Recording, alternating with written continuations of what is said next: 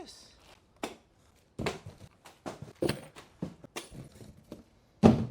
Lone Rider has sent me their brand new or one of their new line of side bags. Whew! That can literally fit mostly all of my bike. So today I'm gonna be testing it out on the Ducati Scrambler. Right there, that's your model. My Lone Rider pimped out 1250 GS with the side panniers, the top box, all of the good shit right there. Let's get to this. That's a lot of shit. So this thing has a lot of moving parts. I don't even know what this is. I didn't even see this in the instruction manual or instruction video. You know what? Y'all here. Oh wait, I need my tool. I got my tool. In the description below, we marked the different chapter. Tighten the straps loosely. You can shorten the straps. We always burn. Base plate.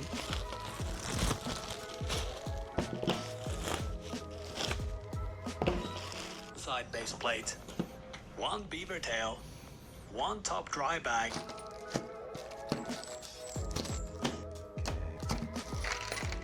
So we gotta assemble the base plate first. Start by putting some washers.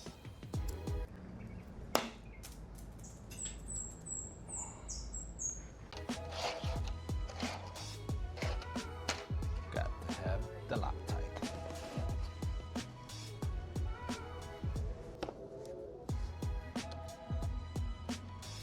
Don't tighten it up yet. One side done. Now on to the next side. Same process, same everything, same all. It's Lone Rider. Other side, done. We're not even halfway done. Where is the beaver tail? Are you the beaver tail? You're the beaver tail. So what now?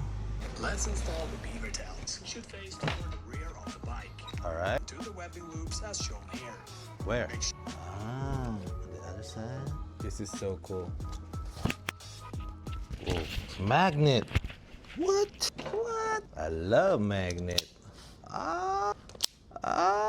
Magnet. So this will get a little bit tricky side since you need a bracket on the end, but the Scrambler doesn't have one, so I have to do some finessing on this thing. What I envisioned was I'm gonna put it underneath the seat, the straps. I hope it works.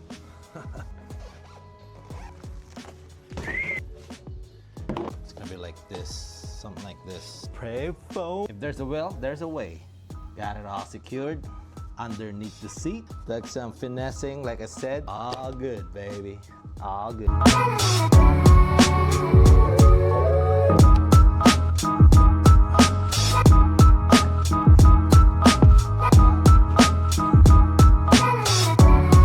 Intended for motorcycles without rear rack, but I made it work with a Scrambler. I'm not so sure about the straps on this side of the bike by the pipe. I know the pipe is low. That's why I found out that they included this heat shield. So if you have a high mounted pipe or an exhaust, you can put this between the exhaust and the bag. Since on the Scrambler, let me show you. The bag and the exhaust has, I don't know, about 8 inch. But like I said, the only thing that I am concerned about are the straps here. The links of the pipe runs through here and the strap is here. I know you can't see it right now because it's dark. So I'm a little bit concerned about that, because if you know Ducati and if you know this model right here, this bike tends to get hotter than hell. I'm gonna go test it out tomorrow and let's see. Baboosh.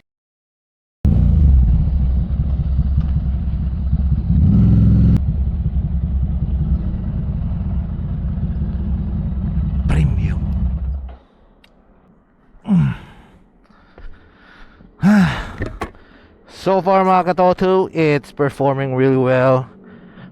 Ganito yung naging itsura niyan. So since like I said yesterday, wala siyang rack dito or anything, I just put it at the end of the seat of the Scrambler. And as you can see, I have enough room. Tsaka mga katoto, naka-backpack pa ako . So yung room na ito is saktong-sakto lang sa akin. So ganito yung naging setup ko. And as I mentioned earlier, as I mentioned yesterday, the one concern that I have is with this strap right here. Kasi malapit siya sa pipe. So ayun na. Ang dami na pala ng mga nag-loose. So far, nag-loose lang yung mga ibang straps niya. Well, hindi naman nag-loose.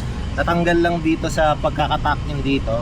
So I had to tack it back in. Wala namang maluwag or anything. Normal to mga katoto. Itong pinaka-top bag nito, normal na naglalaro yan. Noong una, parang natakot din ako, skeptical din ako, ba't gumagalaw to? And yung pinanood ko yung mga ibang videos ng mga nakaganito, yun nga, magalaw nga talaga siya. Weight wise mga katoto, hindi mo siya ramdam pag tumatakbo. Hindi ko lang sure if this is mounted on a small bike or on a scooter, if you will ever feel the weight of it. And again, it really all depends on the stuff that you put inside the bag. Again, I am including down in the description yung special link, my own link for the Lone Rider. What it means is when you guys purchase something from Lone Rider, upon clicking the links in my description, I get a kickback out of it. And don't worry, hindi kayo magdadagdag ng bayad. Hindi siya additional na bayad para sa inyo. And to be fact, mas mababawasan pa nga yung babayaran nyo eh. Magkakaroon kayo ng discount kapag kinlink nyo yung link ko sa description again. So again, if you guys decided to purchase any of the Lone Rider stuff that I have, it's all right there. Click nyo lang yung link nyo, i-direct kayo sa website na Lone Rider. Thoughts of wandering away with me today, fading into grey. Say that it's okay.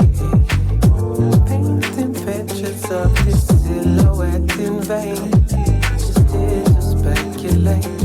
Boy, if you don't have this camera yet in your arsenal, god damn, you're missing out. Sa luklukan ko ya. No fear, I test my fate. Innocence and honesty keep signaling my brilliance. Living in this harmony, it's hard to see the change. Ignorance of poverty, we're sinking and resilient.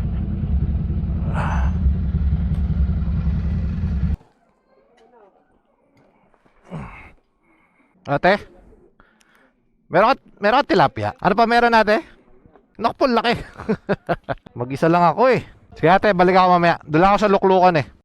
I mean, some people have their own favorite restaurant to go to, favorite hotel to stay in, because they feel comfortable.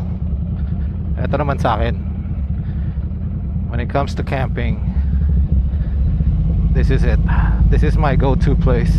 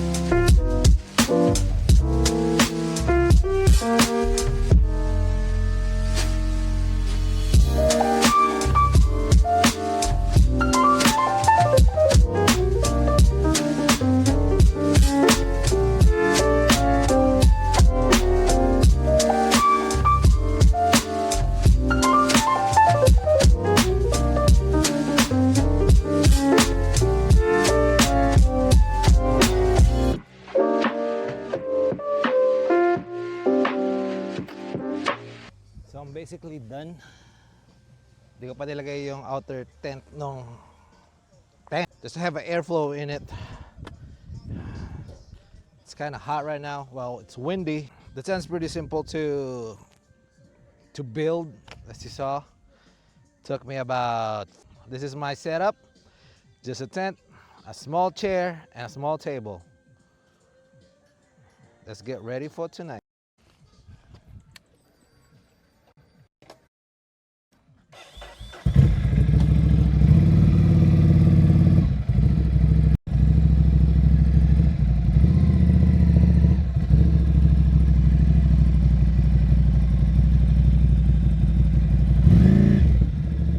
I just realized something that I forgot.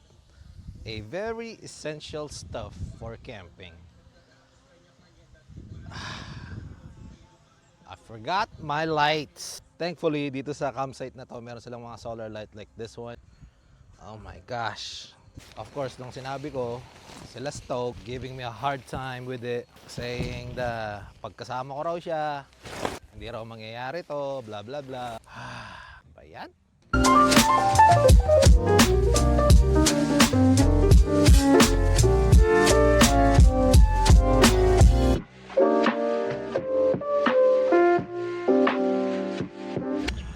Meron na akong pagkain mamaya. Pero wala akong uling. Get sa uling.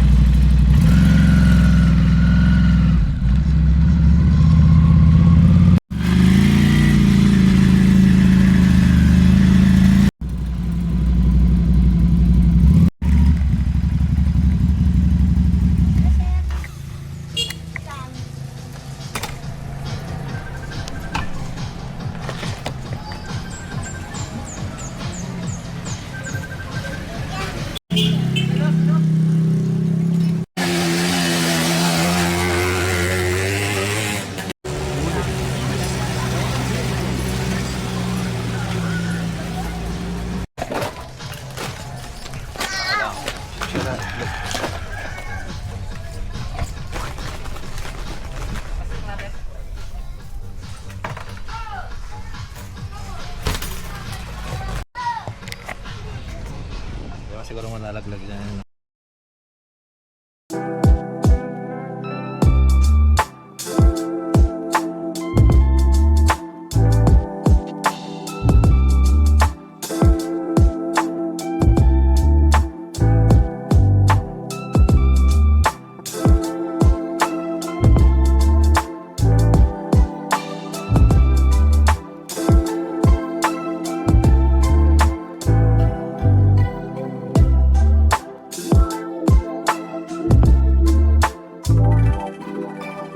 Ano inuuli nyo? Anong isda? Tilapia? Meron dito? Paano yung inuuli? Paano yung tinutusok nyo? Ah, okay. Galing ah.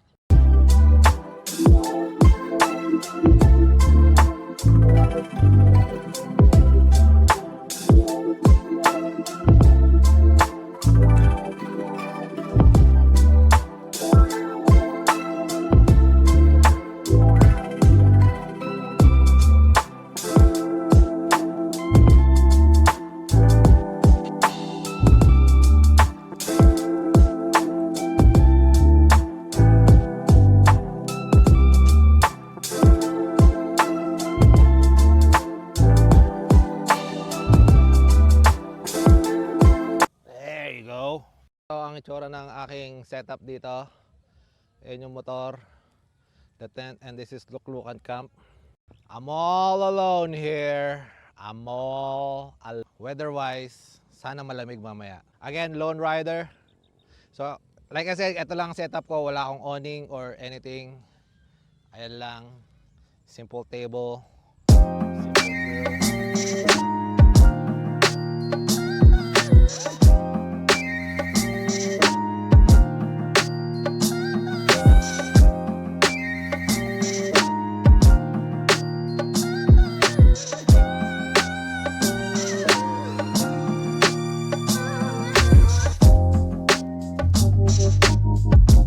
Simple grill.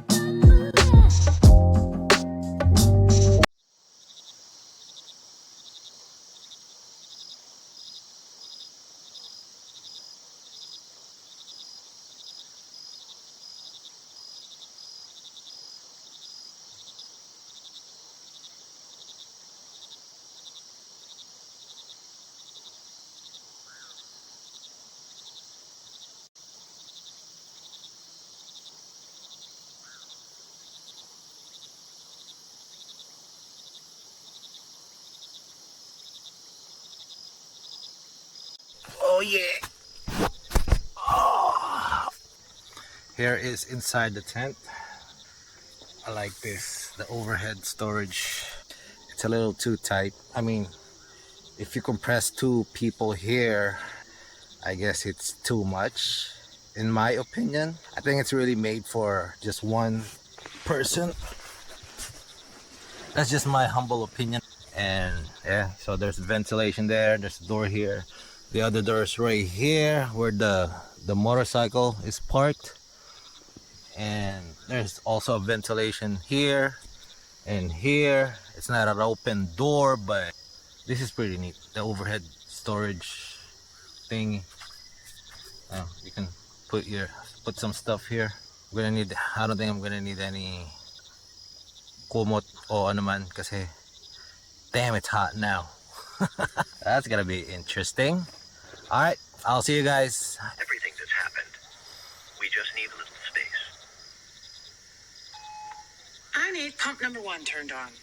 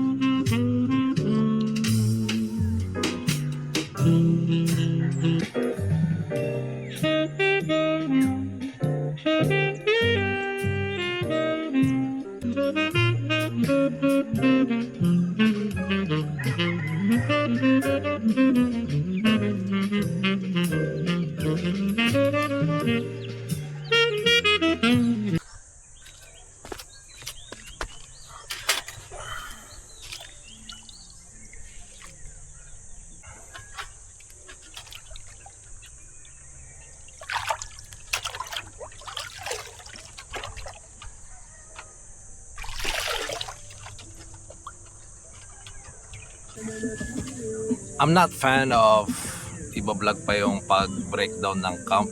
I really don't like that. Gagawa na lang ako ng transition. After nung transition, makikita nyo na wala na tong tent na to. And plus, magbe-breakfast sana ako. Kaso,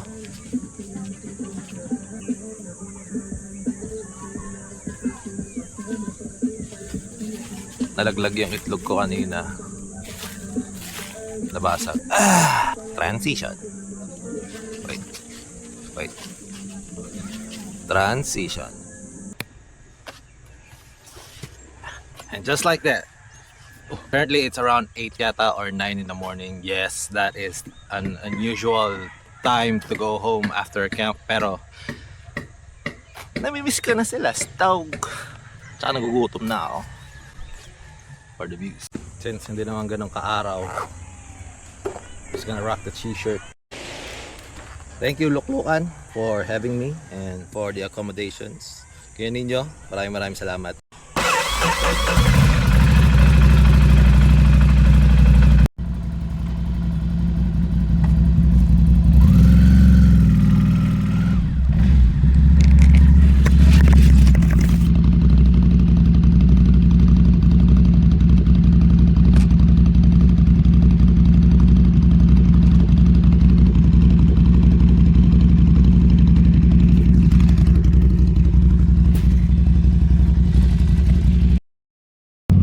Normally, ganun lang naman ang mga motocamping eh. Punta ka sa campsite, lagay ka ng tent mo, drink ka ng kape, luto ka ng dinner mo, tulog ka, gising ka, kape ka, pack up ka, uwi ka na.